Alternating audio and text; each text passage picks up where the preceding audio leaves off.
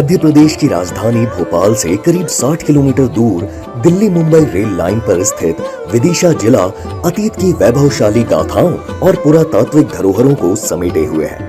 बेतवा नदी के किनारे बसे विदिशा का उल्लेख वाल्मीकि रामायण में भी मिलता है। ईसा पूर्व 5वीं-6वीं सदी में बौद्ध काल के दौरान महात्मा बुद्ध के समय विदिशा का विकास चरमोत्कर्ष पर था। यहाँ से विविध दिशाओं में जाने वाले मार्गों के कारण ही इसका नाम विदिशा पड़ा।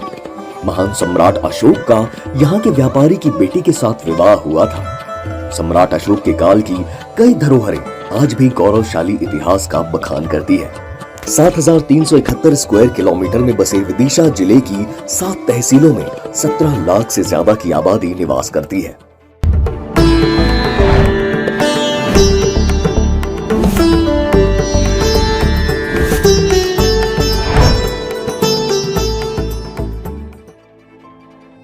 साल 2003 से पहले विदिशा एक बीमारू जिला था। सड़क, बिजली और पानी जैसी मूलभूत सुविधाओं के अभाव में लोगों का जीना मुहाल हो गया था। सड़कों के नाम पर गड्ढे, कीचड़ और पगडंडियां भर थी। बिजली का घंटों गुल रहना जैसी आम बात हुआ करती थी। स्कूली शिक्षा और स्वास्थ्य मानो वेंटिलेटर पर थे। अधोसंरचना ना के बराबर थी और आम लोगों का सामाजिक और आर्थिक जीवन स्तर बेहद कम था। लेकिन साल 2003 के बाद से बीते 2 दशकों में विकास की तेज रफ्तार ने विदिशा की सीरत और सूरत बदल दी है। प्रधानमंत्री माननीय श्री नरेंद्र मोदी जी के कुशल नेतृत्व और यशस्वी मुख्यमंत्री श्री शिवराज सिंह चौहान जी ने विकास का जो संकल्प लिया था, वो विदिशा की धरती पर साकार होता दिखाई दे रहा है। आज आवश्यक है कि हमारे शहरों में संभावनाएं हो, समृद्धि हो, सम्मान हो, सुरक्षा हो, सशक्त समाज हो और आधुनिक सुविधाएं भी हो।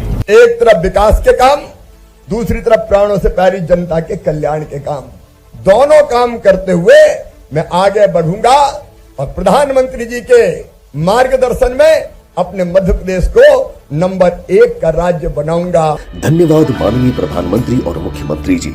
आपकी डबल इंजन सरकार ने विदिशा के समग्र और चहुमुखी विकास की जो इबारत लिखी है, उससे जिले ने शिक्षा, स्वास्थ्य, बिजली, सड़क, पानी, कृषि और सिंचाई के क्षेत्र में नया आसमान छू लिया है। जिले में 2003 से पहले सड़कों के नाम पर गड्ढे ही गड्ढे थे। कई गांव बारिश में 4 महीने कैद हो जाया करते थे, तो कहीं बीमार गांव में ही दम तोड़ दिया करते थे। सर 2003 के पहले तो बहुत बुरी हालत थी। बस दे हम कम से कम 5-6 महीना में एक बार आ पाते।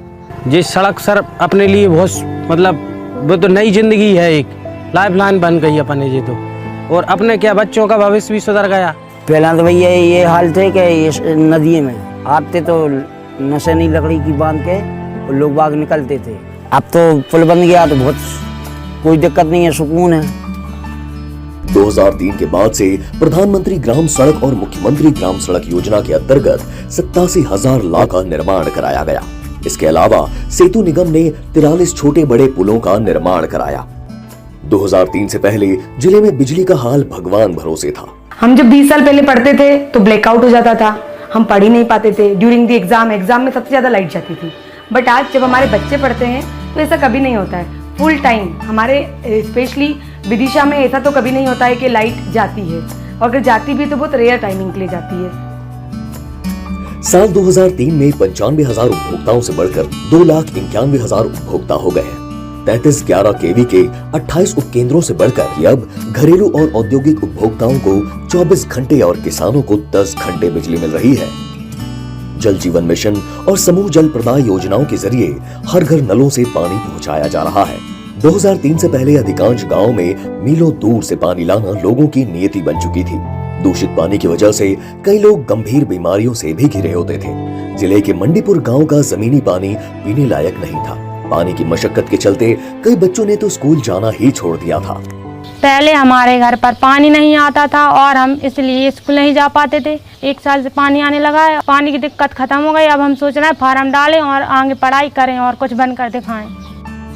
ग्रामीण क्षेत्रों में 2003 से पहले 7 करोड़ की लागत से महज 67 नल जल प्रदाय योजना थी। वहीं अब 195 करोड़ की लागत से 462 योजनाएं चल रही हैं। 2014 के बाद जिले के ग्रामीण क्षेत्र में जल निगम ने 3 बड़ी समूह नल जल प्रदाय योजनाएं लागू की। इससे 200 हर घर जल ग्राम योजना से 189 गांव लाभान्वित हुए हैं। विदिशा जिले की साक्षरता दर 70% है। शिक्षा को सर्वव्यापी बनाने के लिए शिवराज सरकार पूरी तरह से प्रतिबद्ध है। समग्र शिक्षा अभियान के तहत भवन निर्माण, स्मार्ट क्लासेस, लैब, हितग्राही योजनाएं, छात्रावास और कमजोर विद्यालयों को सीएम राइज विद्यालयों में तब्दील किया जा रहा है। जिले की 7 तहसीलों में 7 सीएम राइज स्कूल बनाए जा रहे हैं। 7 सीएम राइज स्कूलों के जरिए 7,000 से ज्यादा बच्चों का भविष्य संवारा जा रहा है। 2003 से पहले जिले में एक भी छात्रावास नहीं था। अब 18 छात्रावासों में 1600 विद्यार्थी रहकर अध्ययन कर रहे हैं। 2003 से पहले विद्यार्थियों के पास